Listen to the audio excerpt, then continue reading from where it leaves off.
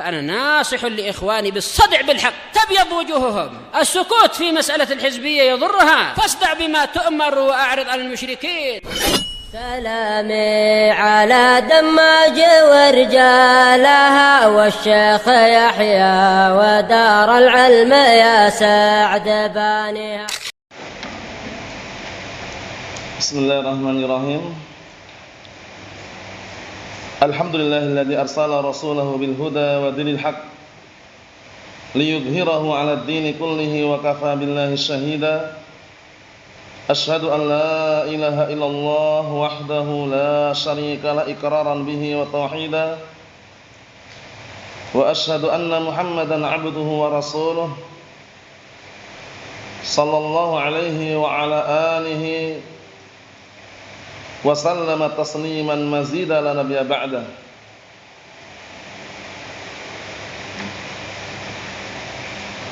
Ikhwani fid din, a'azzani wa a'azzakumullahu jami'an wa barakallahu fikum. Kita lanjutkan bacaan berikutnya terhadap kitab Nuzhatul Qari fi syarh kitab al-ilm min Sahih al-Bukhari yang syarah oleh Syekh Al-Allamah Zaid bin Hadi Al-Madkhali rahimahullah.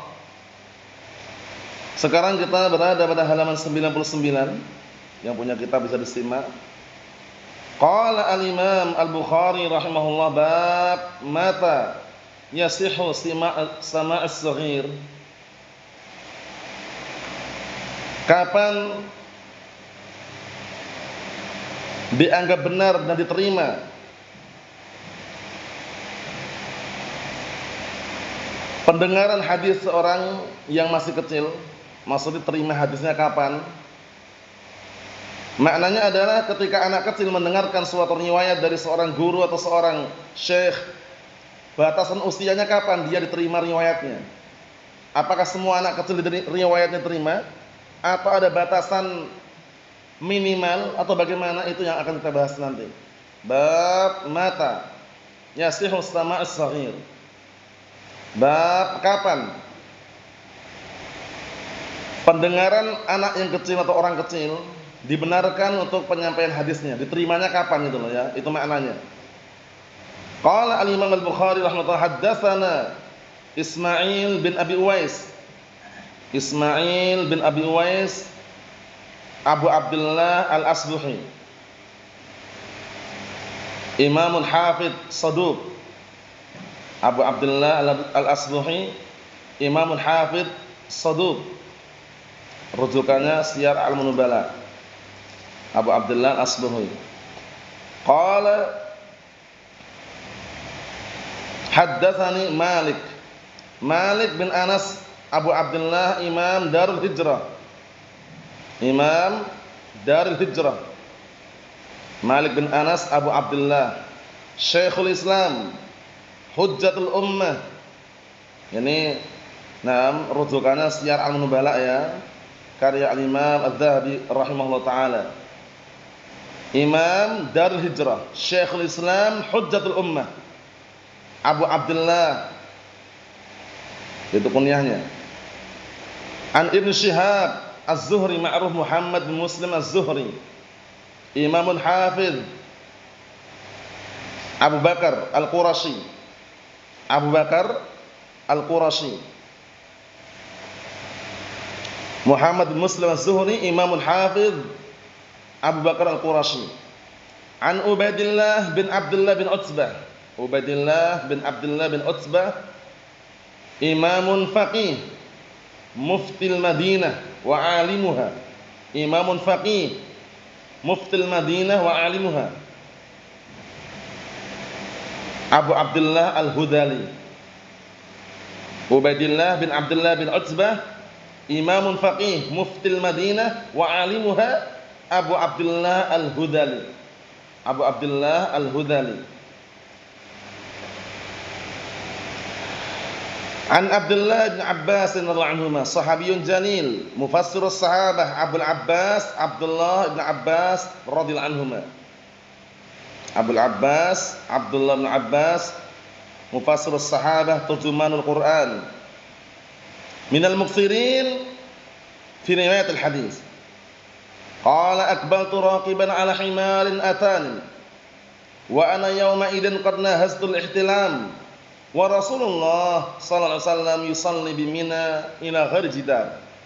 Famarartu baina yaday ba'd as-saff wa arsaltu al-atana tarta' fadakhaltu fi as-saff falam yunkar dzalika alayya ahadun. Artinya barakallahu fiik,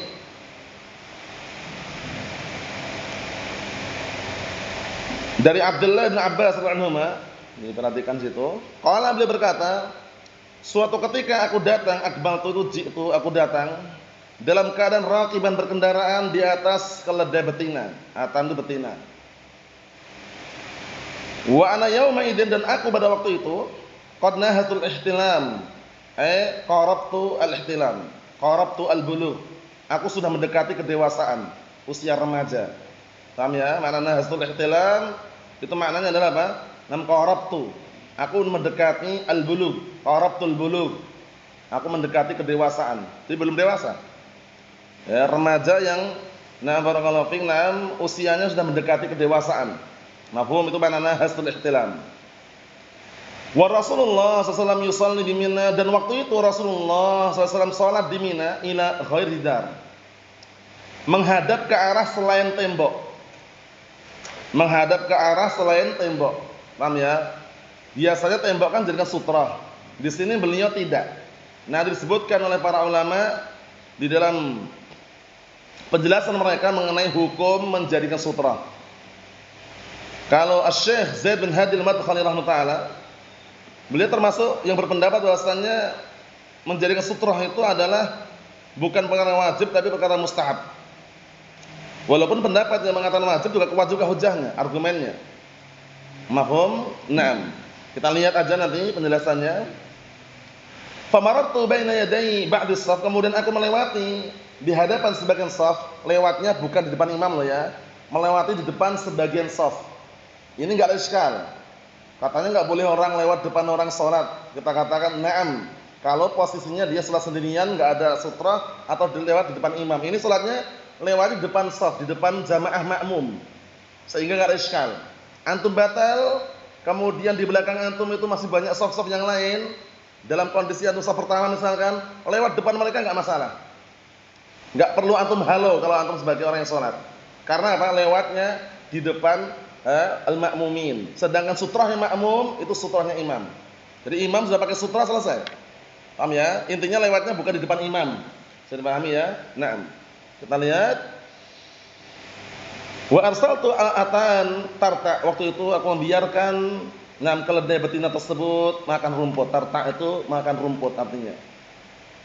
Fadakhaltu fis shaf, kemudian aku masuk dalam shaf. Falam yunkar dzalik alayya ahadun, maka perbuatan tersebut tidak diingkari oleh seorang pun. Perbuatan tadi tidak diingkari oleh seorang pun. Maksudnya perbuatan Ibnu Abbas itu enggak ada satu pun yang mengingkari. Berarti menunjukkan boleh dan benar gitu loh. Karena lewatnya bukan di depan imam, tapi di depan makmum yang lain. Enggak ada iskal itu ya. Karena sutrahnya makmum ini ya sutrahnya imam. Selama dia lewatnya bukan di depan imam, aman. Paham ya? Dilewat di depan makmum, kadang orang shaf pertama batal dan mundur ke belakang, itu enggak perlu dia lewat pojokan, langsung nerabas lewat depan yang salat tadi yang lainnya makmum sama-sama makmumnya enggak masalah. Paham ya? Enggak ada iskal. Syahid di sini beliau Ibnu Abbas ketika menyampaikan hadis, usia beliau berapa? Belum dewasa. Usia beliau masih remaja yang baru mendekati kedewasaan, belum dewasa.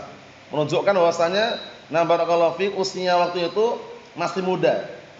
Dan di sini tidak disebutkan oleh para ulama mengenai usianya harus berapa tahun, 5 tahun, 6 tahun, 7 tahun. Paham ya? Nah, sebagian mereka membatasi dengan intinya dia sudah mumayyiz.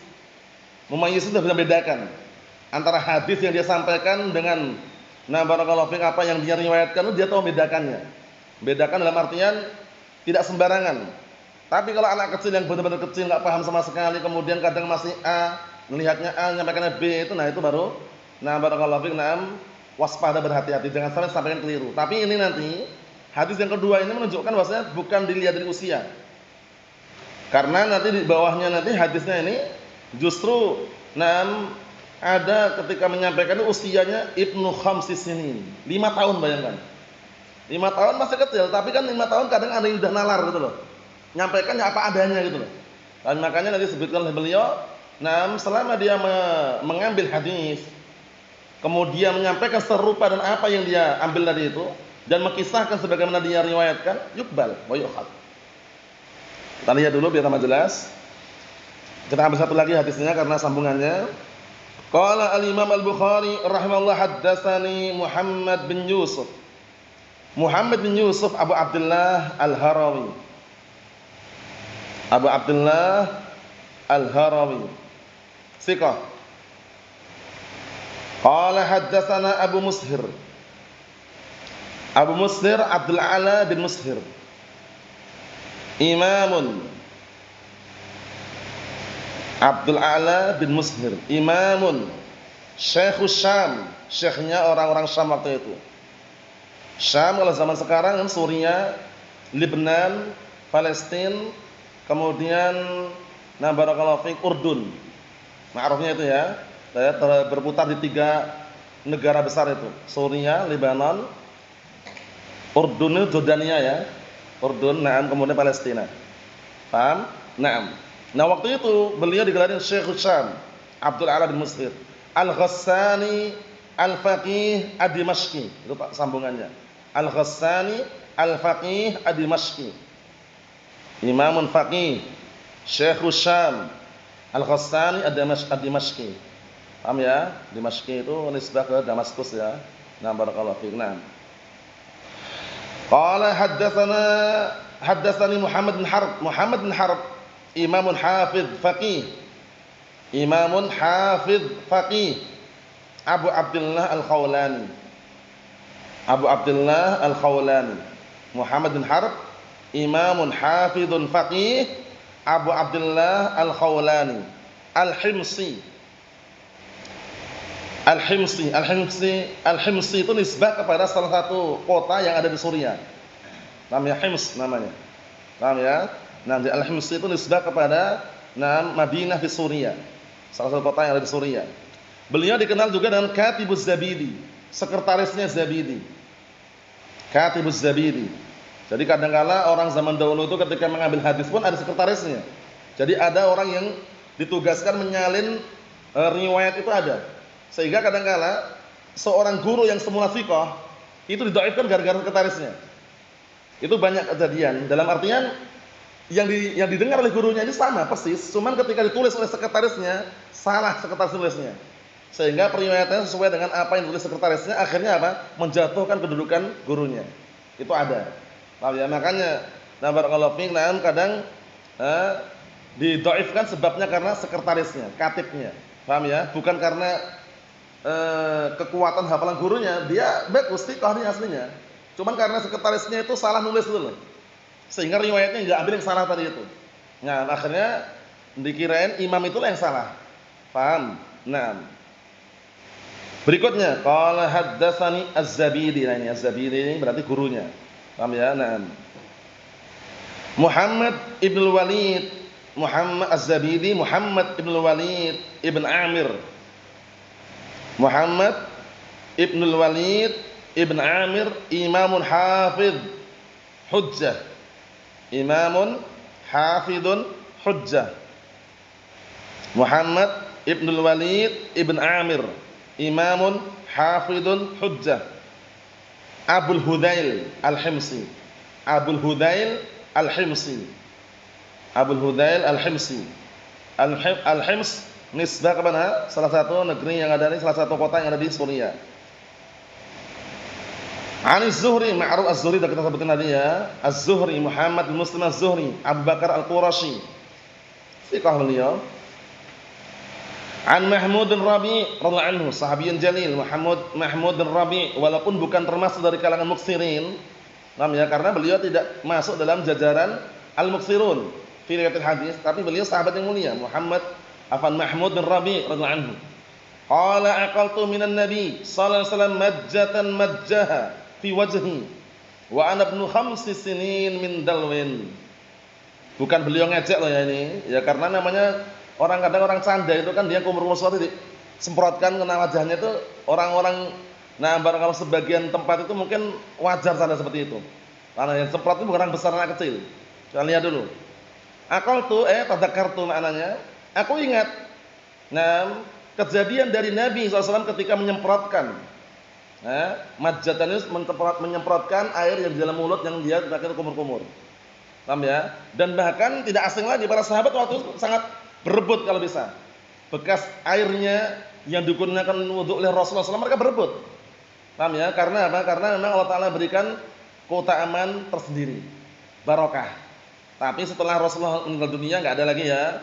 Itu hanya waktu Rasulullah SAW waktu itu masih hidup. Paham? Nah, aku masih ingat kejadian dari Rasulullah SAW ketika beliau menyemprotkan air yang waktu itu berada di mulutnya menimpa wajahku. Wa ana ibnu 5 sinin. Waktu itu usiaku 5 tahun. Berarti belum besar 5 tahun ini masih kecil ya kan? Tapi 5 tahun itu sudah ada yang mumayyiz sebagian mereka. Ada juga yang masih belum mayyiz tapi paham. A ya A, B ya B. Menyampaikan apa adanya ada juga seperti itu. Paham ya? Nah, yang waktu itu airnya dari ember yang dipakai. Paham ya? Dalwin itu ember. Wadah. Paham soalnya ya? Kita lanjutkan bacaannya. Qala Asy-Syaikh Zaid bin Hadi al-Madkhali rahimahullah taala yu'khadhu min hadzal hadits ma dzakarahu al-mu'allif rahimahullah fi tarjumah mata yasihu sama'at saghir wa yu'tabaru bih wa yu'khadh bih wa yurwa anhu dzalik. Diambil dari hadis yang mulia ini apa yang disebutkan muallif dari terjemah atau biografi atau bab itu. Kapan anak kecil pendengaran hadisnya itu dianggap sahih, dianggap diterima, diambil, diriwayatkan darinya. Wa dzakara lidzalik misalain. Kemudian beliau menyebutkan untuk hal tersebut dua contoh. Memang di sini enggak sebutkan kalau Ibnu Abbas umurnya berapa. Yang jelas usia sebelum dewasa itu kan mendekati kedewasaan paling 13-14. Ada juga yang namanya orang dewasa itu kadang di suatu tempat itu beda-beda juga. Di Yaman sana sangat cepat. Perempuan 9 tahun, 10 tahun sudah haid, sudah dewasa. Laki-laki zaman sekarang ada yang 11, 12 sudah ada yang dewasa juga. Jadi kita batasi dengan usia itu sangat sulit. Kita pastikan ini sudah pasti dewasa, belum tentu. Cuman biasanya rata-rata itu 12, 13 itu ada yang belum dewasa. Paham ya? Nah, 15 biasanya normalnya sudah dewasa biasanya. Walaupun ada juga yang masih kekanak-kanakan tuh bukan karena dia belum dewasa, belum ihtilam, tapi karena mungkin pergaulan. Paham ya? Sehingga dia karena bergaul dengan anak-anak kecil, jarang dengan orang besar sehingga bawaannya kayak kekanak-kanakan tuh ada juga. Paham maksudnya ya? Na'am barakallahu fi. Wa illa untuk dibatasi usia, bahasanya usia sekian pasti dewasa sulit. Karena keadaan tempat beda-beda tadi itu. Di Indonesia paling-paling perempuan 9 tahun, 10 tahun jarang sekali yang udah dewasa, jarang sekali. Kalaupun ada 1 2 aja. Tapi kalau di Arab sana ada. Paham ya? Yang 10 udah haid, 11 udah haid, udah dewasa. Mafhum? Nah, kadang cuaca itu pengaruh juga. Sebenarnya para ulama kadang memberikan apa? Penjelasan cuaca suatu tempat itu kadang mempengaruhi juga. Paham ya? Nah, ulama alam yang dikenal dengan hormon atau apa kurang tahu juga, yang jelas beberapa tempat itu beda-beda. Mafhum soalnya ya? Nah. Kita lihat di sini barakallahu fikum. Al-misal awal contoh pertama, hadis Ibnu Abbas radhiyallahu anhu alladhi yaqulu fi aqbaltu raqiban ala himar, yang beliau mengatakan waktu itu aku datang dalam keadaan mengendarai di atas keledai betina. Wa ana yauma idzin qad nahastu al-ihtilam, dan aku pada waktu itu, pada hari tersebut, aku sudah mendekati dewasa. Belum dewasa, baru mendekati usia remaja, mendekati dewasa. Nahastu al-ihtilam qarabtu al-bulugh. Paham ya? Nah, aku sudah mendekati kedewasaan. Wa Rasulullah sallallahu alaihi wasallam di Mina ila Ghadidar, dan waktu itu Rasulullah salat di Mina, mengarah kepada selain tembok. Nah, ini dijadikan para ulama tentang apa? Bahwasanya beliau waktu itu salat tanpa memakai sutrah. Itu pendapat yang mengatakan berdalilkan hadis ini bahwasanya Rasulullah tanpa sutrah. Pendapat yang mengatakan bahwasanya sutrah itu wajib membawa pada makna hadis ini, ketika Rasulullah tidak mengarah kepada jidat tembok, bukan berarti enggak pakai sutrah. Karena di riwayat yang lain Rasulullah sering kalau pergi-pergi pakai semacam anazah, tongkat kecil. Yang kadang-kadang dia jadikan sutrah ditancapkan. Nah, itu yang berpendapat wajib. Mungkin saja beliau tidak mengarah ke arah tembok sebagai sutrah, tapi beliau menancapkan anazah sebagai sutrahnya. Paham ya? Jadi memang masing-masing dalilnya kuat juga, teman. Yang wajib tadi tentunya dalilnya lebih dohir sesuai dengan riwayatnya nanti. Paham ya? Kalaupun sini beliau Syekh Zaid mengatakan mustahab. Mustahab, sunnah, mafhum. Nah, karena dengan dalil ini bahwasanya Rasulullah waktu itu salatnya di Mina tanpa ke arah tembok. Berarti depannya seakan-akan enggak ada sutrahnya. Yang mengatakan wajib, nah barakallahu fiik, itu bukan maknanya ketika Rasulullah salat tidak menghadap tembok kemudian enggak ada sutrahnya. Karena ada riwayat yang lain, beliau ketika pergi seringnya membawa anazah, semacam tongkat kecil, paham ya? Atau semacam tombak ya, yang ujungnya lancip, kalau ditancapkan biasanya untuk pakai sutra. Jadikan sutra. Kita lihat dulu. Famaratu baina yaday ba'd as-shaf, kemudian aku lewat di depan sebagian shaf. Ingatnya aja sebagian shaf, berarti lewat di depan makmum. Lewat di depan mana? Makmum, bukan barakallahu di depan imam. Wa arsaltul atan tarta, kemudian aku membiarkan barakallahu fi keledai tersebut makan rumput. Padahal tu fi shaf, kemudian aku masuk dalam shaf, qala aqbaltu raqiban ala himarin atanin ay unsa. Penjelasannya ini, waktu itu kedatang dalam keadaan berkendaraan di atas keledai atan ay unsa, keledai betina. Paham ya? Jadi atan itu betina. Wa ana yauma idzin qad nahastul ihtilam, dan aku pada waktu itu dalam keadaan mendekati usia dewasa. Belum dewasa nih ya. Nah, belum dewasa berarti menunjukkan masih anak-anak lah istilahnya gitu ya. Dalam keadaan beliau membawakan riwayat, menyampaikan riwayat, yakni mahtalama, beliau belum dewasa walakin qaraba al-bulugh. Ini maknanya. Jadi makna nahastul ihtilam qarabtu al-bulugh. Paham? Nah, akan tapi beliau waktu itu mendekati kedewasaan.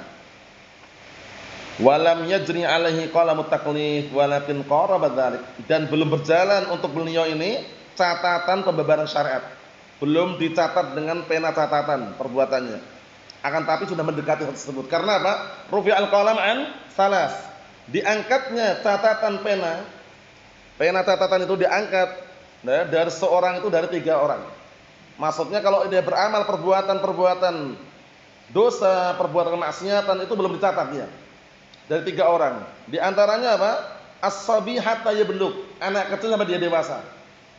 Yang kedua apa? An-naim hatta yastayqid, orang yang tidur sampai dia sadar bangun. Yang ketiga apa? Al-majnun hatta yafiq, orang yang gila sampai dia sadar kembali. Paham maksudnya? Itu 3 orang yang diangkat padanya catatan amalan. Naam. Wa Rasulullah sallallahu alaihi wasallam yusalli bi Mina ila gharjida, dan waktu itu Rasulullah sallallahu alaihi wasallam salat di Mina dan mengarah kepada selain tembok. Famaratu baina yaday ba'd as-shaf, kemudian aku lewat di depan sebagian shaf. Wa arsaltul atana tata, kemudian aku membiarkan keledai betina tadi memakan rumput, yakni tamshi wa ta'kul, yang akan berjalan makan. Fadakhaltu fis shaf, kemudian aku masuk dalam shaf, falam yunkar dzalika alayya ahadun, maka perbuatan tadi tidak diingkari oleh seorang pun. Paham? Perbuatan Ibnu Abbas tidak diingkari oleh seorang pun. Fayukhad minhu sihhatus sama'i man kana dunal bulugh. Enggak disebutkan usianya kan? Maka diambil dari kesimpulan tersebut dianggap benarnya, sahihnya, paham ya? Sama pendengaran orang yang dia itu masih di bawah kedewasaan. Jadi walaupun belum dewasa tapi penyampaiannya jelas, akurat, paham ya? Itu terima. Jadi tidak mensyaratkan harus dewasa. Paham ya? Nah, tapi kalau kita perhatikan di sini sudah ada yang namanya at-tamyiz atau mumayyiz. Karena kalau belum mumayyiz biasanya agak main-main gitu loh, menyampaikannya juga sesuai dengan realita biasanya. Tapi kalau kalau udah mumayyiz, bisa bedakan ini dusta, ini jujur ya kan, ini bisa bedakan mana yang panas, mana yang dingin, mana yang cantik, mana yang ganteng, sudah mumayyiz itu bisa. Mafhum? Kita ambil kesimpulan ke situ, karena kalau belum mumayyiz otomatis kalau dia penyampaiannya hanya masih main-main itu khawatir nanti yang sampaikan itu enggak benar. Tapi kalau kita lihat dari usianya, lihat. Ada 5 tahun, ada yang Ibnu Abbas mendekati kedewasaan. Mafhum? Kama yukhad minhu annal imam sutrah li jami'il ma'mumin. Sebagaimana diambil dari hadis tersebut bahwasanya imam itu sutrahnya untuk semua makmum. Karena imam itu sudah ada sutra depannya. Bahkan sebagian mengatakan sutratul imam, sutratul ma'mum.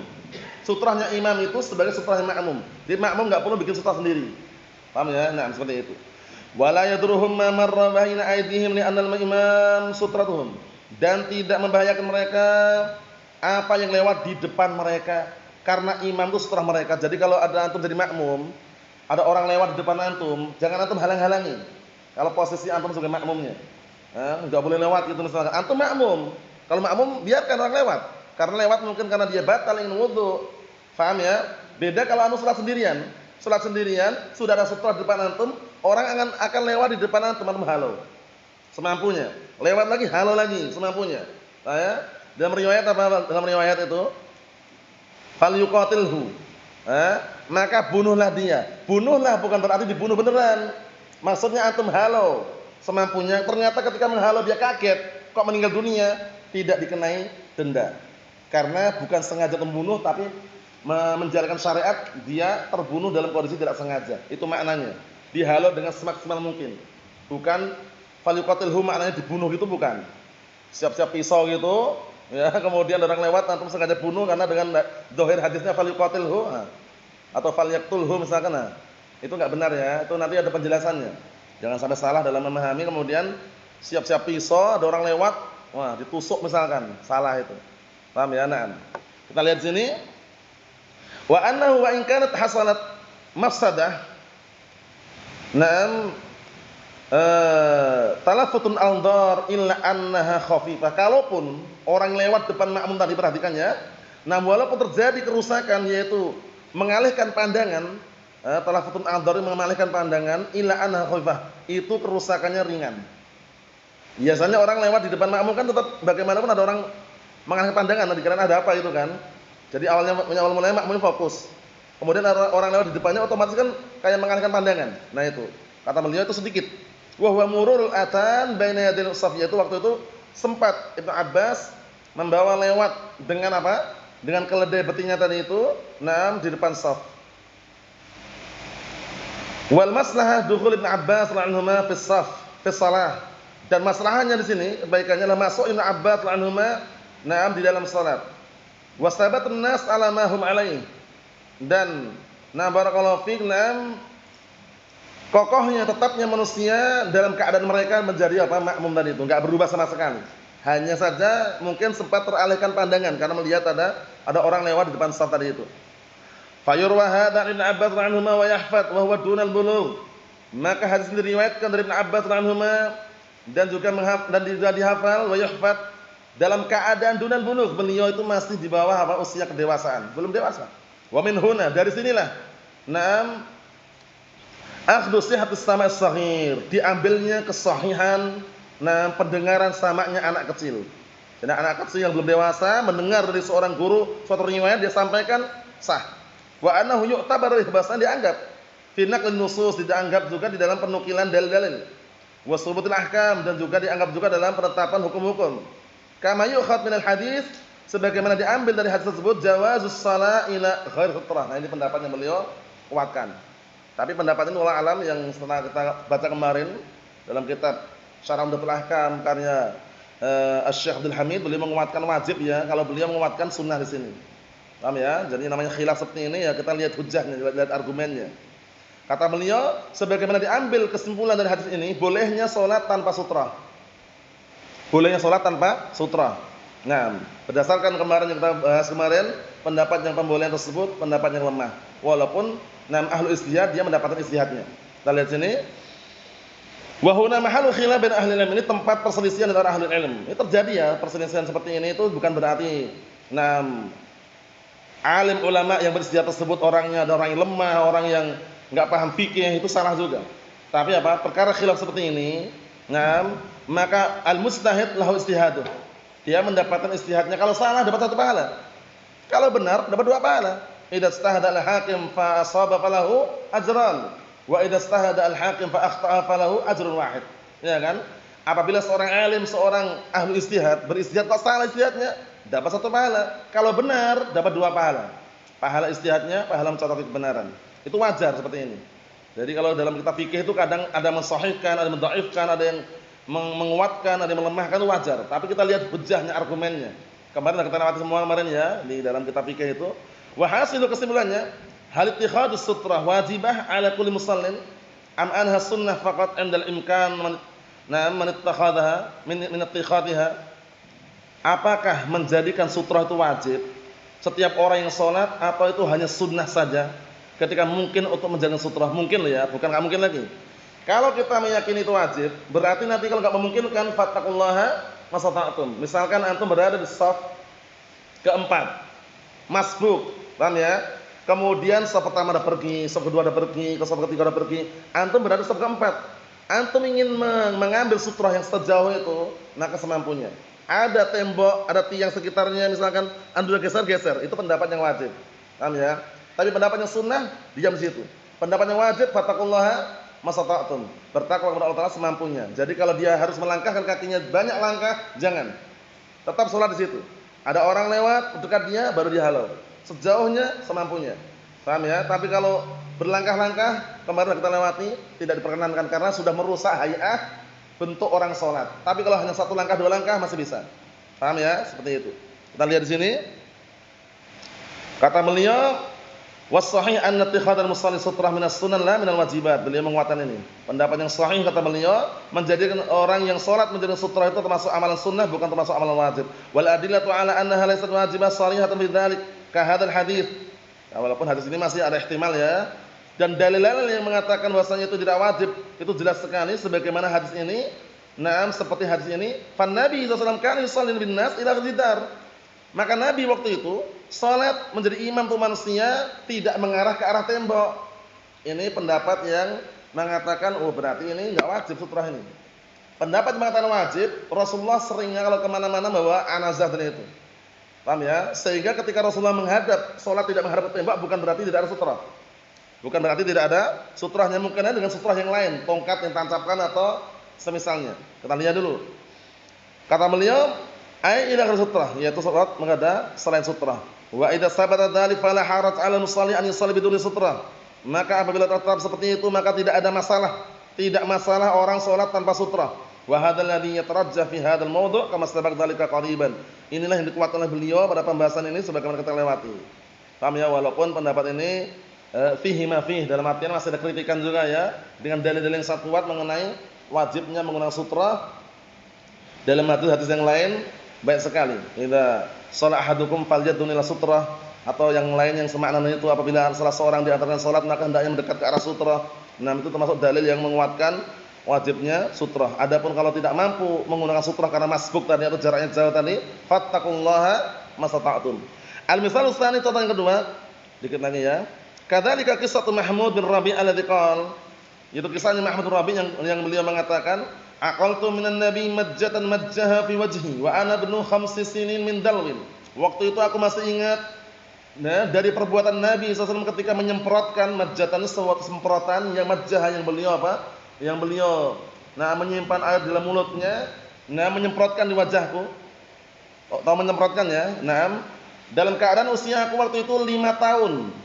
Ya, disemprotkan dari air yang ada di dal, di ember. Wal majjah daf'ul ma' minal fam. Paham ya? Al majjah itu daf'ul ma', yaitu menyemprotkan air minal fam, dari dalam mulut. Paham ya? Karena ini bukan maknanya ludah loh ya, bukan ludah loh. Kalau ludahan mungkin lain lagi, ini bukan ludah, air dalam mulut semprotkan itu loh. Itu namanya majjah yamuju. Paham ya? Seperti itu. Nah, orang kumur-kumur biasanya langsung semprotkan bisa. Seperti itu. Liyasil ilal wajh, untuk sampai kepada wajahnya. Semprotkan, canda gitu loh, bukan Rasulullah karena merendahkan dia, enggak. Tapi candanya seperti itu ya. Kalau kita di urfnya kita ya hati-hatilah. Paham ya, kalau urfnya kita loh ya, namanya kadang-kala sesuatu itu kembali ke urf juga. Ya kan, kalau misalkan ini kan Rasulullah, Masya Allah, posisinya beliau Nabi, dan air-air bekas wudhu beliau aja waktu itu diperebutkan gitu loh. Sehingga gak ada iskal. Nah, kemudian kalau kita melihat hadisnya akhirnya kita contoh misalkan, kita wudhu kemudian kumur-kumur semprotnya anak kita, ya jangan. Melihat keadaannya, kita siapa? Paham ya? Airnya aja nggak ada berkahnya kan? Nah, dalam artian nggak ada nas khusus menunjukkan berkah itu. Rasulullah kan jelas. Bekas air wudhunya diperebutkan para sahabat waktu itu. Paham ya? Nah, kita lihat sini. Wa hadhi tahsul ala sabilil muda'abah, ya kan?